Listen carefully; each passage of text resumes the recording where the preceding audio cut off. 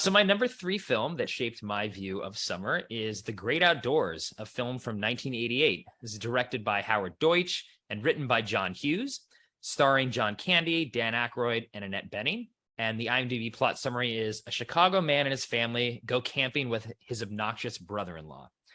And the reason why this is on my list, not only because I really enjoy the movie, but like I mentioned at the beginning, summer for me, especially growing up, was always around family vacations. So every year our family would go down to a beach house in Delaware, and with my mom's side of the family. So I'd see my cousins.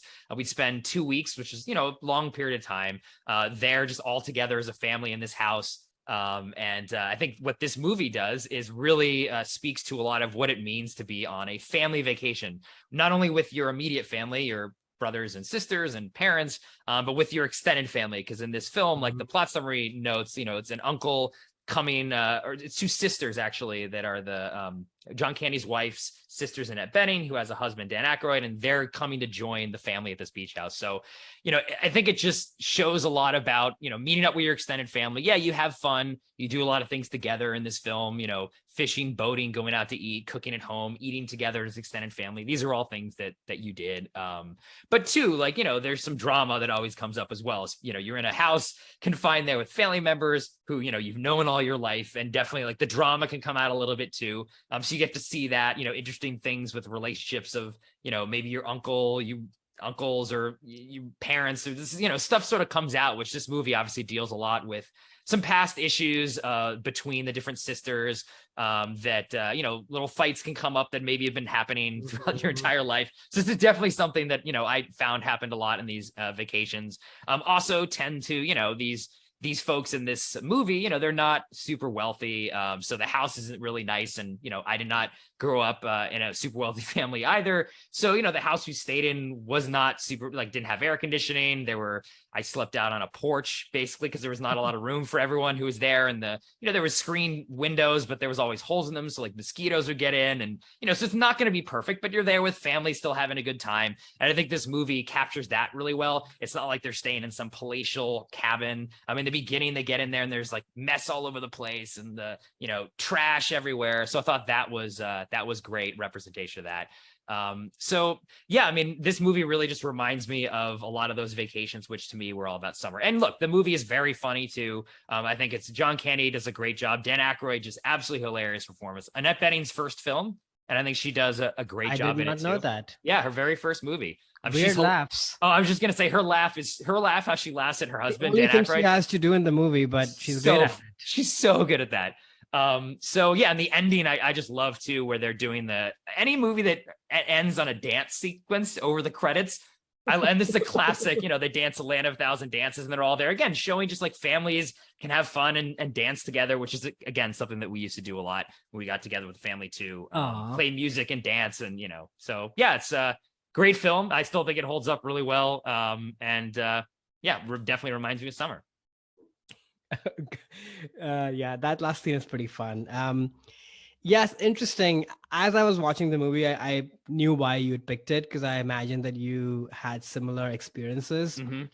I didn't, because with my dad being in the army, we were always posted away somewhere. So for the summer holidays, we usually came back to Delhi, where my grandparents and my aunts were there, and I was the only child for the longest time until my sister came along. So we were the only two kids. We don't have any cousins or anybody. Oh, okay. Or and then I have one other cousin in the family who is 11 years younger to me. So my entire childhood was basically just us. So, and coming back to Delhi was sort of coming back home in a way, because it was always our roots, because that's where our grandparents and aunts were at. So I never really had this experience of kind of going to another place with other relatives and their kids, because there weren't any.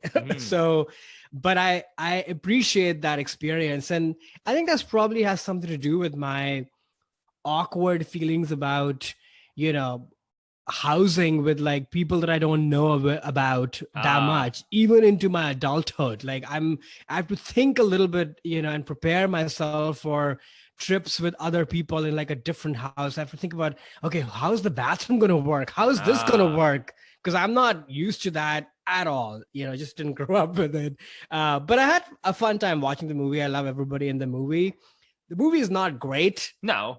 Say that, which doesn't have to be, because I'm a big John Hughes fan, and I don't think this is a strong John Hughes film. I'm a big John Candy fan as well. Dan Aykroyd, I love everybody involved in the movie, but the movie is not. It could have been much better. I just think, because it sort of becomes very, very predictable. Everything that John Candy starts, the moment he's starting it, this is not going to go well. Right. Yeah, exactly. And it's one of the most weirdly edited movies where you would see something and then suddenly the twins will appear in the rain, and then something else will appear. It's sort of like weirdly put together. I'm like, oh, they were in the same car. Oh, they were there too. It's just so like, I had so many of these moments of kind of falling off my chair. Oh, what just happened? Oh, what just happened? So there's a lot of that. The romance between the two kids is the most so boring, expedited romance. I'm like, you just met and you're like making out like crazy. Is this? Well, yeah, I think that is the worst, the part of the movie that always dragged. But there is this concept, and I never lived this, so I can't speak to this personally, of the summer romance. You're away at camp and you meet someone, you have to rush it because they're leaving in 2 weeks. But that is definitely the most boring part of the film. Oh my gosh, did not connect with it. So annoying every time that very plot annoying. came to the Those screen. kids are very cute though. Yeah. That's sort of it. But I was like, I don't know what is happening there. So yeah, I mean, fun movie, but I given everything I know about John Hughes, I just felt this movie could have been a lot better. But I still had a good time watching it. Yeah, I think this movie, there's several movies that are sort of like this, where overall the movie is okay, but there's a couple scenes that are so good, it kind of like elevates the rest of the movie. And maybe too, because the most I watched this film was mainly just on TV. It would be on, TNT or TBS all the time. And you pick up halfway through, and maybe you watch for 20 minutes and see all the funny bits. Oh, the old 96er, or, the scene that's really funny with the bat and Dan Aykroyd. And then you kind of stop watching it. So when you sit down and watch it as a whole, you're like, yeah, overall, this movie is not great. But a couple of those scenes are so classic that it kind of elevates film a little bit. But I'm also not the biggest John Hughes fan. This is actually one of the movies I like of his more, just because, again, films don't usually resonate with me too much. But yeah, I'm glad you watched it, and hopefully it gave you a sense of what it was like to go on these kind of family vacations. True. You didn't experience that in your own childhood. So that part definitely came through, and living in a house, living in the wilderness, and trying out different things, like that part definitely came through. But yeah, the whole eating of the steak situation, I was like, this. Oh, I love that scene. I know. It's so funny. And I'm like, don't do this to him. Yeah. Don't do this to him. It's horrible. Hey there, it's Alex. If you like the review and discussion Karan and I just had, make sure you subscribe to our channel, Movies That Shaped Us, to get full episodes. Every other Wednesday, Karan and I cover a topic around important people, places, events, and moments in our lives, and then explore it through 3 of our favorite movies. Subscribe right now, or follow our podcast on Spotify or Apple Podcasts via the link in the description below. Hope you join us for the journey.